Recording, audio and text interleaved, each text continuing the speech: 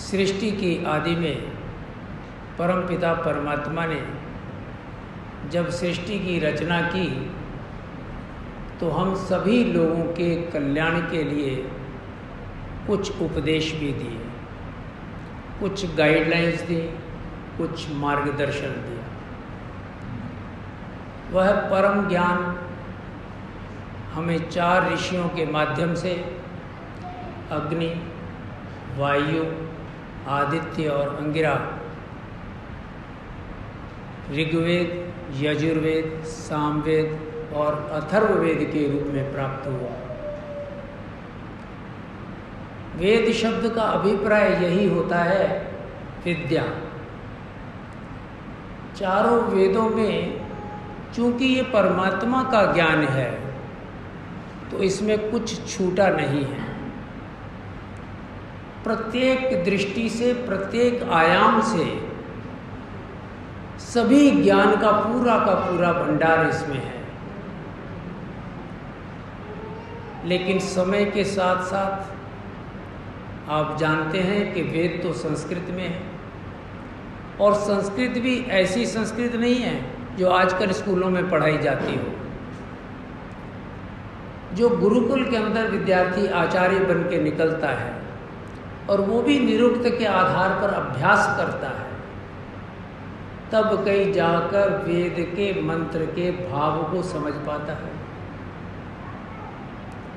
तो अपनी जिज्ञासाओं को लेकर भक्तजन कहें, शिष्य कहें या सामान्य व्यक्ति कहें, ऋषियों के आश्रम में जाया करते थे और उनसे वेद मंत्रों के भाव और समझते थे और किस प्रकार से इनका लाभ उठाया जाए,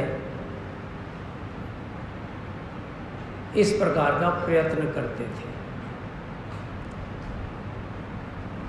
तो उस समय जब जिज्ञासाएं सामने आईं और उनके समाधान स्वरूप ऋषियों के मुखारविंद से जो ज्ञान की धारा प्रवाहित हुई, वही ज्ञान हमें उपनिषदों में प्राप्त होता है, जो वेद के मंत्रों के तुलना में सरल है, सहज है, कुछ आसानी से समझ में आने वाला है। उपनिषद कहते ही उसको हैं उप, नि और सद। उप कहते हैं निकटता को, समीपता को। जैसे कहते हैं ना, फलां व्यक्ति उपस्थित है, अर्थात स्थित तो है, उप अर्थात निकट में उपस्थित है। और नि शब्द लिया निश्चय पूर्वक संकल्प करके, सद कहते हैं बैठ जाने को। जो भी सामान्य व्यक्ति आश्रम में ऋषियों के पास या अपने आचार्य के पास जानने के संकल्प के साथ आकर बैठ जाता था, तो ऐसे समय में जिस ज्ञान का प्रवाह हुआ, उसी ज्ञान को हम उपनिषद कहते हैं। लेकिन कालांतर में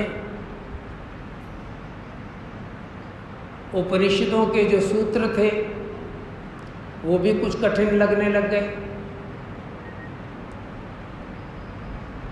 तो शास्त्र कहता है, सर्वोपनिषदों गावो दोग्धा गोपाल नंदना। उपनिषद रूपी गाय का दुहन किया योगेश्वर श्री कृष्ण ने, और उस दुहन से जो भी ज्ञान प्राप्त हुआ, उस ज्ञान का मंथन किया, और मंथन करने के बाद जो नवनीत रूप में प्राप्ति हुई, उसको फिर तपाया और फिर अमृत रूपी घृत प्राप्त हुआ, अमृत रूपी निष्कर्ष प्राप्त हुआ। वही निष्कर्ष योगेश्वर श्री कृष्ण के मुखारविंद से अत्यंत ही सरल शब्दों में प्रवाहित हुआ, और वही हमारे पास श्रीमद् भगवत गीता के रूप में उपलब्ध है।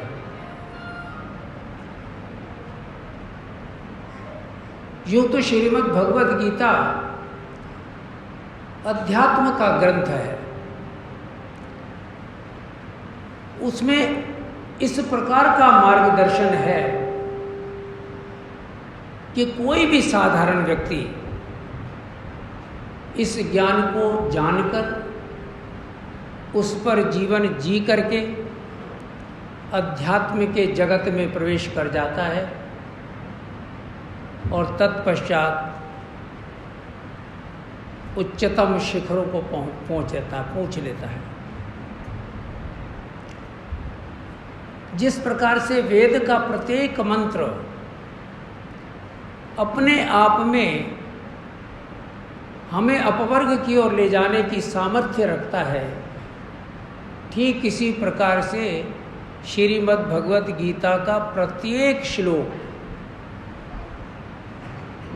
हमें उच्चता की ओर ले जाता है, अध्यात्म के शिखरों पर ले जाता है। शर्त वही होती है कि उस मंत्र या श्लोक को ठीक प्रकार से समझा जाए, उसके अर्थ समझे जाएं, भाव समझा जाए, फिर उस पर जिया जाए, उसको आत्मसात किया जाए, तो फिर उस वचन की शक्ति हमारे भीतर तरंगों के रूप में प्रवाहित होती है और फिर कोई शब्द नहीं चाहिए, व्यक्ति स्वयं अपने भीतर अनुभव कर सकता है, अनुभूति कर सकता है।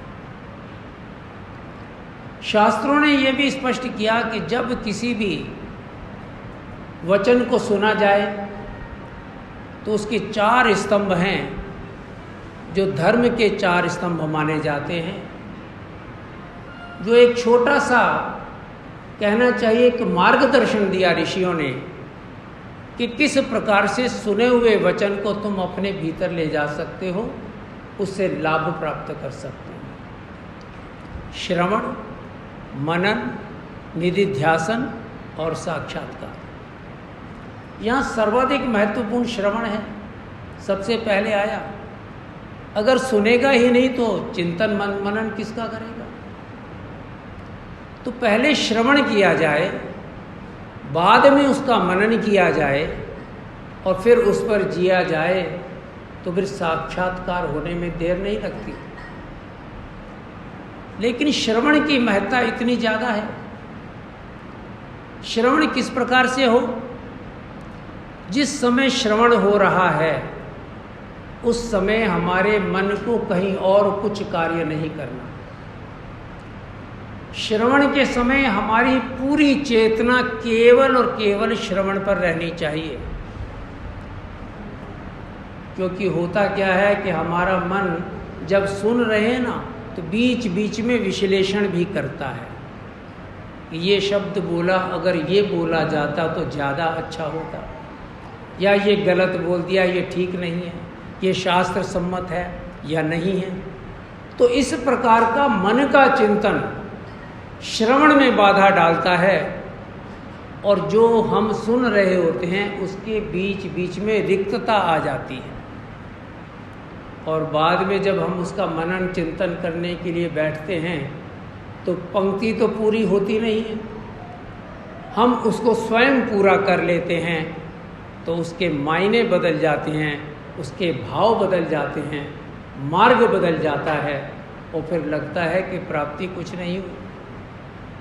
इसलिए शास्त्रों ने कहा श्रवण महत्वपूर्ण है। जो कुछ भी सुने तो मात्र सुने और सुनते चले जाएं। और अगर कहीं कोई संदेह पैदा हो, कोई शंका पैदा हो, कोई प्रश्न उठ जाए तो प्रश्न को सामने नहीं लाना। अगर शास्त्र से वचन से कुछ पाना है तो प्रश्न सामने नहीं लाना। लेकिन हमारे आर्य समाज में तो परंपरा है शास्त्रार्थ की, वो एक अलग विषय है।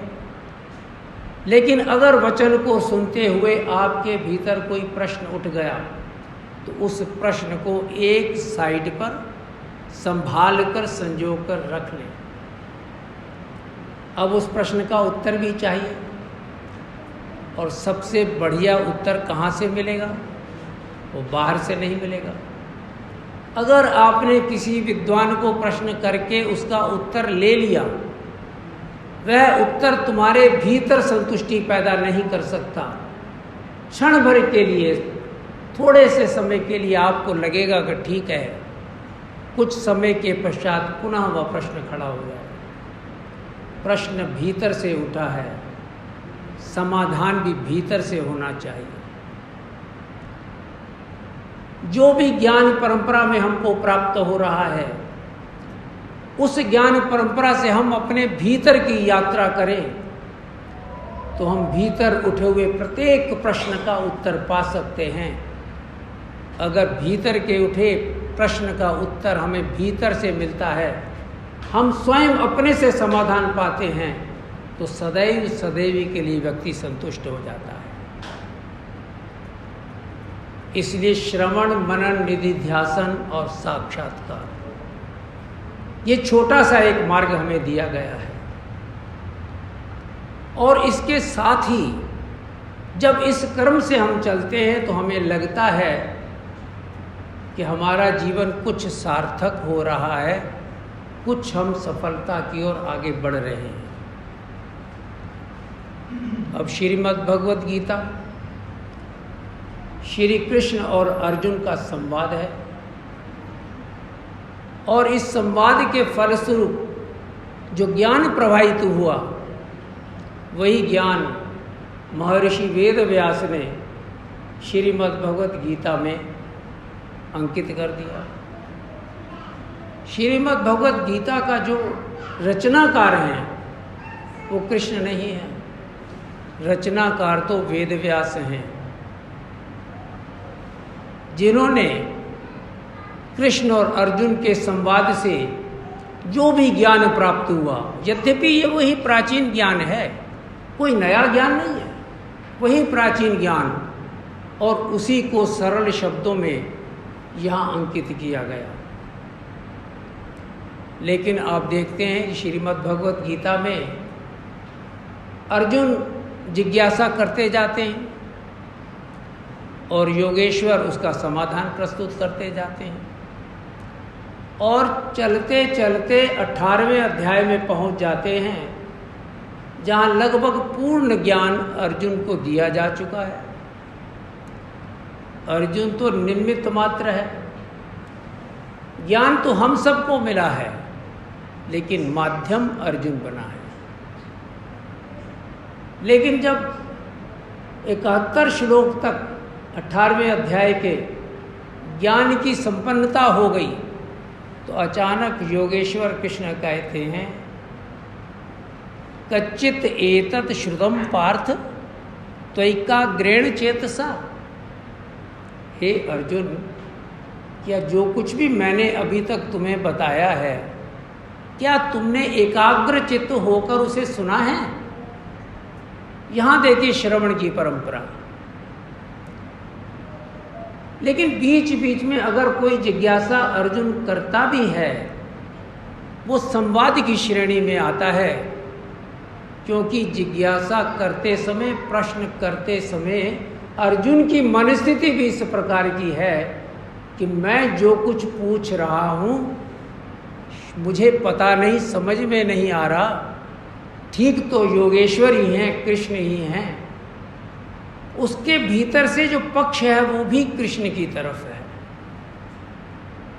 जब अपनी बात को, अपने पक्ष को पुनः पुनः ठीक प्रकार से प्रस्तुत करने का यत्न किया जाता है, तो फिर वहाँ संवाद नहीं होता, वहाँ विवाद हो जाता है।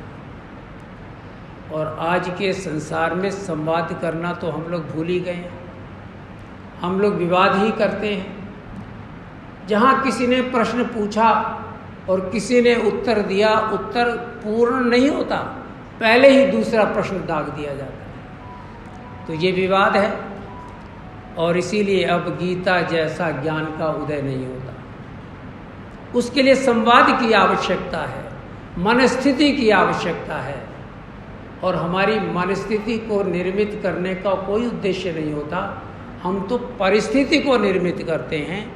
जब कभी आप देखते होंगे कि कोई समस्या आई, परिस्थिति वश आ गई, फिर उस परिस्थिति में परिवर्तन करने का हम यत्न करते हैं, लेकिन मन स्थिति की ओर नहीं देखते तो बात बनती नहीं है।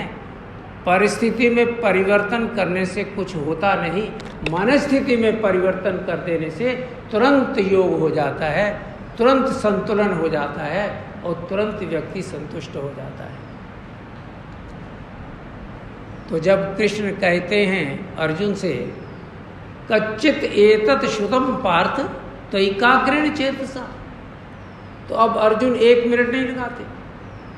72वें श्लोक में कृष्ण पूछते हैं और 73वें श्लोक में तुरंत अर्जुन उत्तर दे देते हैं, नष्ट मोहा स्मृतिर्लब्धा तत्वज्ञान अच्युतः। हे अच्युत, हे केशव, आपके ज्ञान की धारा से, आपके प्रवाह से मैं स्मरण शक्ति को प्राप्त हो गया हूँ, स्मृति को पा गया हूँ और मेरे मन के मोह जो थे वो नष्ट हो गए हैं। अब देखिए कि कृष्ण और अर्जुन का जो संवाद है, सामान्यतः यही माना जाता है कि युद्ध नहीं करना चाहते थे अर्जुन, पलायन कर रहे थे, तो कृष्ण ने उन्हें युद्ध के लिए तैयार किया। तो योगेश्वर युद्ध कराना चाहते थे, वास्तविकता ये नहीं है। ये जो श्रीमद् भगवत गीता का ज्ञान है, योगेश्वर कृष्ण जो कहते हैं युद्ध करने की बात नहीं कहते, मनुष्य की चेतना को विकसित करने की बात करते हैं।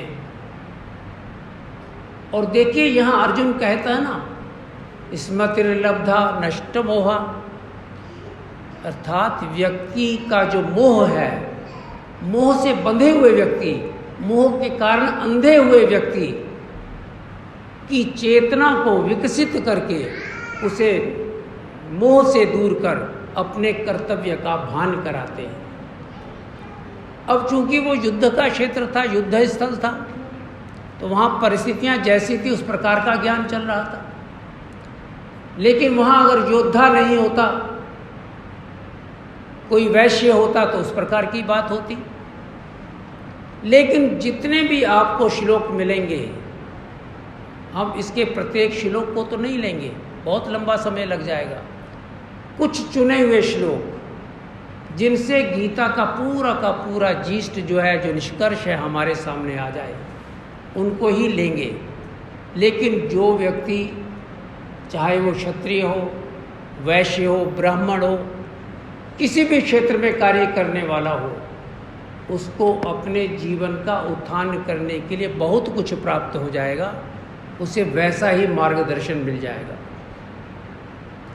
अब 700 श्लोकों की गीता है और इसका प्रारंभ कहाँ से होता है? धृतराष्ट्र, उन्होंने केवल और केवल एक श्लोक बोला है बस, और पहला श्लोक, धर्म क्षेत्रे कुरुक्षेत्रे समवेतायुत्सव मामकः पांडवाश्चैव किमकुर्वत संजय, बस इतना ही बोला है। अब धृतराष्ट्र तो अंधे थे, आंखों से अंधे थे, लेकिन आपको पता है वो मोह से भी अंधे थे, वो भीतर से भी अंधे थे। और एक अंधे व्यक्ति की जिज्ञासा से श्रीमद् भगवत गीता का प्रारंभ हो रहा है। और थोड़ा विचार करके देखना, जितने भी ग्रंथ आपके होंगे सब अंधे व्यक्तियों के कारण बनते हैं। अगर हमारी आँख ही खुली हुई हो, देखने का दृष्टिकोण ही हमारा ठीक हो, तो फिर कौन ग्रंथों की रचना करेगा और किस लिए करेगा? स्वामी दयानंद सरस्वती ने आर्य समाज जैसे आंदोलन का सूत्रपात किया तो किस लिए किया? उन्होंने देखा जो उस समय की परिस्थितियां थी, उनका मैं वर्णन नहीं करूंगा, आप सभी जानते हैं। उन परिस्थितियों में स्वामी दयानंद को लगा कि लोग चलते फिरते आंख से देखने वाले दिखाई तो दे रहे हैं, लेकिन वास्तव में इनकी आंख बंद है। और आर्य समाज के आंदोलन का उद्देश्य यही था कि व्यक्ति अपनी आंख को खोल ले, जो कुछ भी देखे आंख को खोल कर देखे, समग्र चेतना से देखे और फिर उसको आत्मसात करे। लेकिन ऐसा नहीं था, इसलिए आर्य समाज की भी स्थापना हुई। आँख जब देखती है तो क्या देखती है? कहीं रंग दिखाई देता है, नीला रंग है, लाल रंग है, लेकिन ये भी आँख का काम नहीं है वस्तुतः। आँख तो एक उपकरण मात्र है, उसके पीछे मन है जो इन सब का मालिक है, इनका एक ठेकेदार है, 10 इंद्रियों का, और उसके पीछे बुद्धि है, इंटेलेक्ट है, जो निर्णय देकर बताता है। एक क्रम है पूरा, और इसी क्रम से पता लगता है कि जो रंग दिखाई दे रहा है ये लाल है, ये नीला है, पीछे से मन कार्य करता है। तो इसके लिए ज्ञान चाहिए। इसीलिए हमें जो 4 वेद मिले, सबसे पहला वेद ऋग्वेद ज्ञान का क्षेत्र कहलाता है। ज्ञान के मंत्र इसमें आते हैं, क्योंकि अगर आप कर्म करेंगे और ज्ञान के बिना कर्म करेंगे तो वह कर्म ठीक प्रकार से नहीं होगा, उसका परिणाम भी ठीक प्रकार से आपको प्राप्त नहीं होगा। इसलिए सबसे पहले दिया ऋग्वेद कि पहले ज्ञान हो जाए, फिर कर्म करें तो ज्ञान के हिसाब से कर्म करें, और जब कर्म करेंगे ज्ञान के अनुरूप करेंगे, कहा फिर सामवेद का भक्ति योग, श्रद्धा योग भी होना चाहिए। अनमने ढंग से काम ना हो, श्रद्धा से, भक्ति से हो, तभी सफलता प्राप्त होती है। यह क्रम हमारे परमपिता परमात्मा के द्वारा दिए गए ज्ञान जो 4 ऋषियों को दिए थे, एक क्रम से हमको प्राप्त में हुआ है। लेकिन कालांतर में हुआ क्या है आप सभी जानते हैं। हर व्यक्ति दूसरे को आर्य समाजी बनाने पर तुला है, हर व्यक्ति दूसरे के बुझे हुए दिए को जलाने के लिए लगा हुआ है, लेकिन सफलता प्राप्त नहीं हो रही। लाखों लोगों की संख्या होती है तो आर्य समाज के अंदर मिलते हैं आपको 50 लोग। तो कालांतर में मनीषियों ने कहा कि कृण्वन्तो विश्वम आर्य का जो उद्देश्य लिया था उसमें थोड़ा परिवर्तन करना पड़ेगा। तो उन्होंने उसमें परिवर्तन किया। कृण्वन्तो स्वयं आर्यम शब्द कहा कि तुम स्वयं आर्य बन जाओ, और अगर हम सब लोग आर्य बन जाएंगे तो सब तरफ आर्य ही दिखाई देंगे, क्योंकि समाज का आधार तो व्यक्ति है ना। अगर एक एक व्यक्ति की चेतना विकसित होती है तो समस्त समाज चेतनता की दृष्टि से उच्चता को प्राप्त होता है। इसलिए मनीषी समय समय पर कुछ इस प्रकार से हमारे उद्देश्यों को हमारे समक्ष रखते रहते हैं। अब दुर्योधन और अर्जुन ये 2 ही व्यक्ति हैं मुख्य रूप से। दुर्योधन भी चाहता है युद्ध हो, अभी तो अर्जुन भी चाहता है, लेकिन वो बाद की स्थिति है। जब अर्जुन जाता तो गांडीव लेकर युद्ध करने के लिए, बाद में उसके भीतर मोह पैदा होता है। लेकिन अर्जुन और दुर्योधन दोनों जाते हैं योगेश्वर कृष्ण के पास। चलो कुछ सहायता ले आए। आप जानते हैं कि कृष्ण सो रहे थे, विश्राम कर रहे थे। दुर्योधन बैठ जाते हैं उनके तकिए के पास, और अर्जुन बैठ जाते हैं उनके पैरों के पास, चरणों के पास। अब जब आंख खुलती है योगेश्वर कृष्ण की तो स्वाभाविक है चरणों की तरफ बैठा हुआ व्यक्ति पहले दिखाई देगा। तो उन्हें अर्जुन दिखाई दिया। तो योगेश्वर ने कहा, अर्जुन आओ, कैसे आना हुआ? इतने में तुरंत ही दुर्योधन बोला कि मैं भी आया हुआ हूँ। और कुछ कथाकार तो कहते हैं कि दुर्योधन पहले आया था, लेकिन उसकी चेतना का इतना विकास नहीं हुआ था कि उसे पता ही नहीं था कि मुझे कहाँ बैठना है। लेकिन कृष्ण ने कहा कि नहीं, अर्जुन को मैंने पहले देखा है, तो पहले अर्जुन निवेदन करे, बाद में दुर्योधन आप करना। अब दुर्योधन का तो चेहरा उतर गया कि अगर इसने सेना मांग ली सारी तो मैं क्या मांगूंगा। तो योगेश्वर कहते हैं एक शर्त और है, एक तरफ मेरी सारी सेना होगी और दूसरी तरफ मैं अकेला निहत्था बिना सुदर्शन चक्र के हूँ, तो इनमें से एक मांगना चाहो मांग लो। तो अर्जुन ने कृष्ण को मांगा, क्योंकि वो कृष्ण के स्वरूप से काफ़ी हद तक परिचित था, यद्यपि पूर्णतः परिचित नहीं था। उसको परिचय तो अभी जब श्रीमद् भगवत गीता के श्लोकों की हम चर्चा व्याख्या करेंगे तब जाकर होगा, लेकिन दुर्योधन को तो बिल्कुल भी नहीं था। दुर्योधन अचानक बड़ा प्रसन्न हुआ कि चलो ये सारी सेना तो मेरे लिए मिल गई, छूट गई, मुझे मिल गई।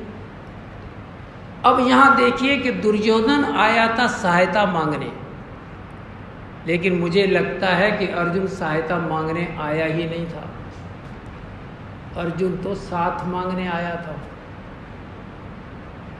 उसे तो योगेश्वर का साथ चाहिए था, लेकिन दुर्योधन को साथ नहीं, सहायता चाहिए थी, इसलिए वो आकर के सहायता मांगता है।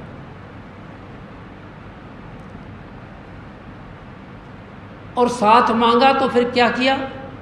योगेश्वर को ड्राइवर बना दिया, कृष्ण को। कृष्ण रथ के ड्राइवर, सारथी बन गए। और जैसे ही उसको सारथी बनाया, अर्जुन निश्चिंत हो गया।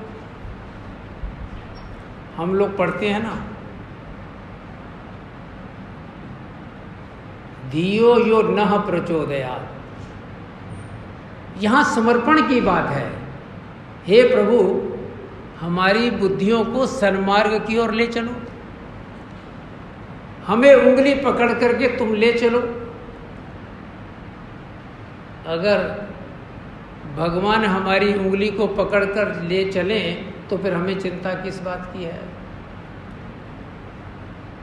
तो इस गायत्री मंत्र के अंत में समर्पण रूप में यह कहा गया कि जैसे अर्जुन ने अपने रथ के ड्राइवर के रूप में, सारथी के रूप में कृष्ण को बिठाया, ठीक इसी प्रकार से हम लोग अपने जीवन के इस रथ की जो बागडोर है वो परमात्मा के हाथों में सौंप दें, तो यही समर्पण होता है।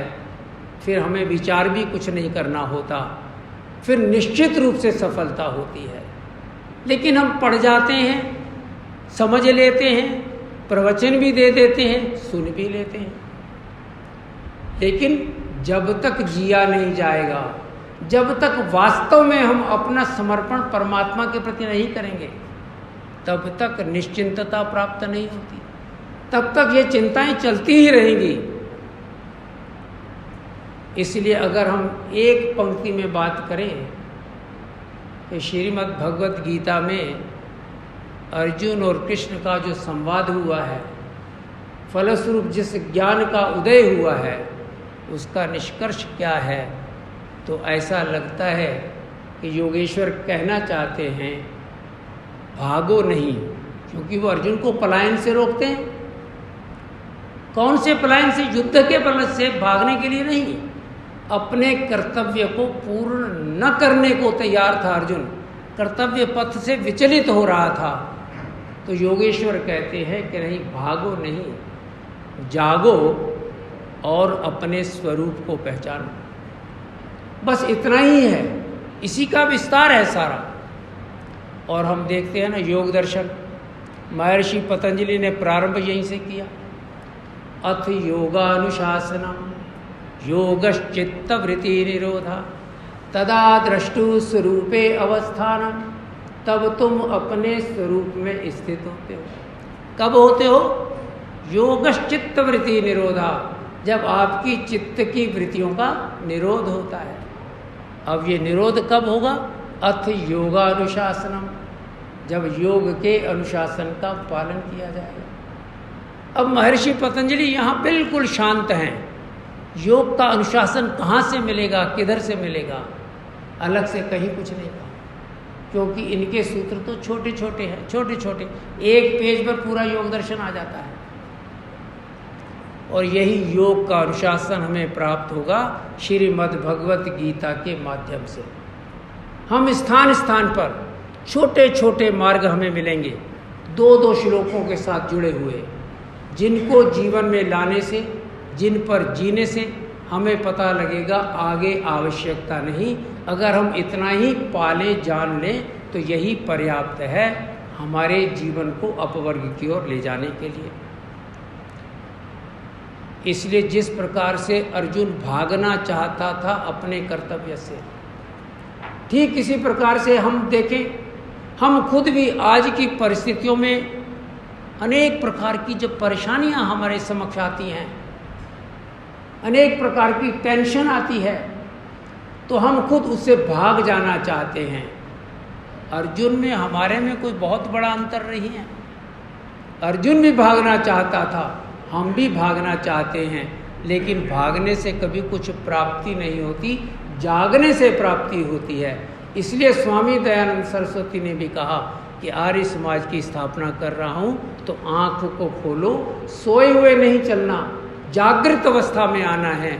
और ये भी देखो कि सोए हुए व्यक्ति को जगाना हो तो झटका दे दो, जाग जाएगा, जिसे हम कहते हैं सोया हुआ। लेकिन जितने हम लोग चलते फिरते सोए हुए हैं, दिखते तो जागते हुए हैं, वास्तव में सोए हुए हैं। इन जागे हुए को जगाना बड़ा मुश्किल काम हो जाता है।